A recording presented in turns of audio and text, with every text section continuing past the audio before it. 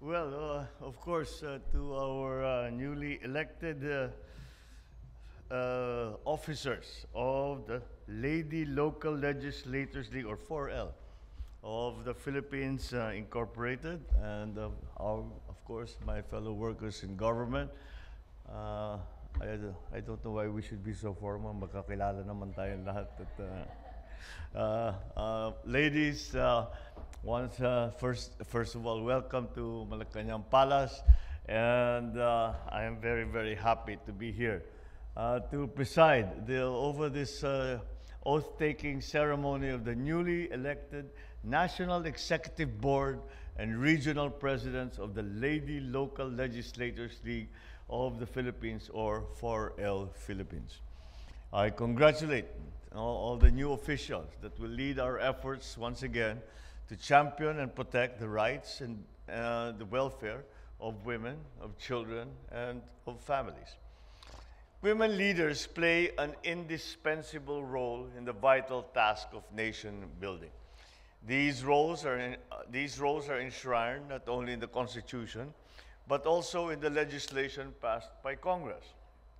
And perhaps even more importantly, these roles are very much part of Philippine culture.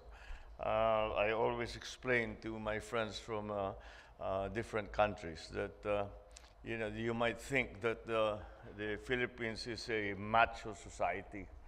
The truth of the matter is we are a matriarchal society. Yung mga lalaki lang yung maiingay at saka lagi naghaharap. But the ones that are really always steady in the work of supporting our families, our communities, our children, nandyan lagi ang ating mga kababaihan. And they form the bedrock. That's why I don't know if you have heard this story before. I remember very well. Late mga 70s, 80s, I was with my mother in the United States. And that was the height of the beginnings of the feminist movement. And my mother was asked, and he said, Madam First Lady, Imelda Marcos, what does the Philippines think of the feminist movement and the equality between the sexes? And my mother said, well, I have to say that if you make me equal with men in the Philippines, it's a demotion. Because we are already put up on a pedestal. We are already the ones that run the show. And it's very funny to relate and to remember, but it's really true. That's really the very best, that we really are very much in that cultural mode. Vice Gov Cecil will attest to that. For example, in Ilocos, kami yung mga di ba? Kami yung mga Ilocano, kami yung mga supposed to be the matatapang, the stoic types, etc., etc. But in the Ilocano tradition, for example, when I was governor there, pag nagbabayad kami ng sahod, hindi namin binibigay sa empleyadong lalaki. Binibigay namin sa asawa.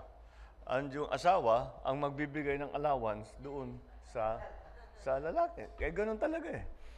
But that really always has been the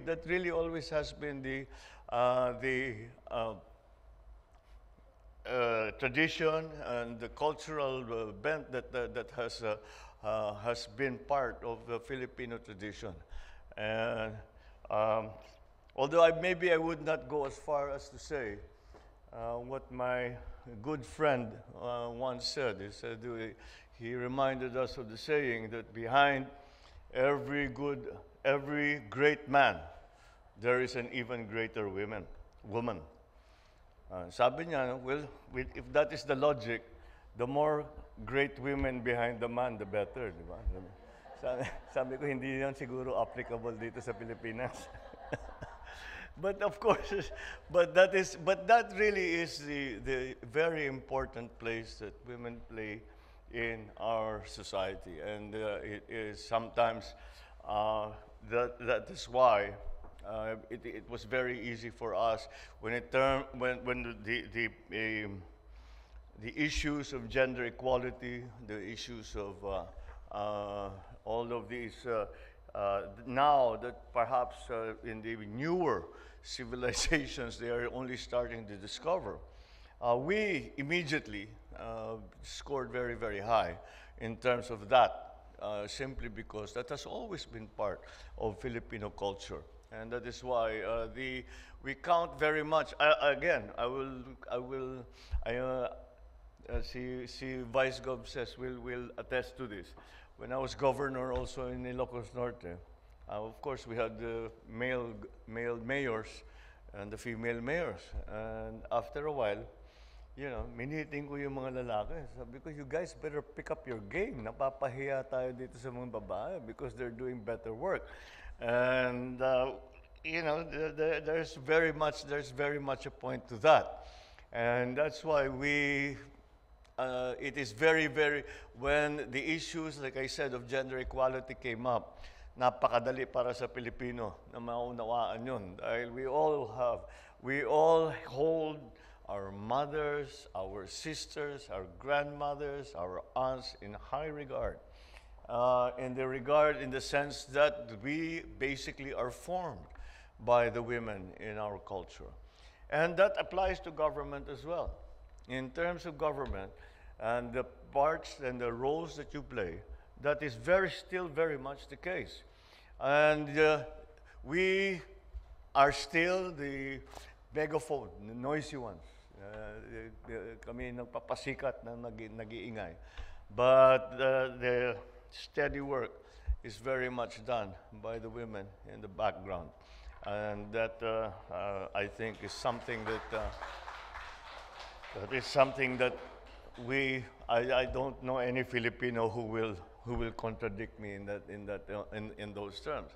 So I have great hopes as officers and members of the 4L Philippines that you will continue to work for the passage of, in our work, local legislative measures that aim to improve the lives of our people, especially the vulnerable. Let's embrace your commitment to conduct fair and gender-responsive programs in your respective localities. We can broaden the growth opportunities and enhance the role of women in our society. So most importantly, create a conducive and nurturing environment for women and for girls to participate freely and equally in our political, social, and economic spheres. Baka dito lang tayo nagkakakulang, giving opportunities to young girls, to women, and not somehow exclude women from, and girls especially, as they grow up, exclude them from certain sectors of our economy, certain sectors of our society. However, that's changing very much, and I think that the Philippines is doing a good job with that. Because, again, the recognition by Filipinos that we have a supreme asset in our ladies, that our Filipino, the girls, the young girls, the women who have been working very, very hard for our society, all throughout our national history. So moving forward, I hope to see more women in key leadership positions in the country. Be assured that this administration remains steadfast in implementing the Magna Carta of women at all levels of government.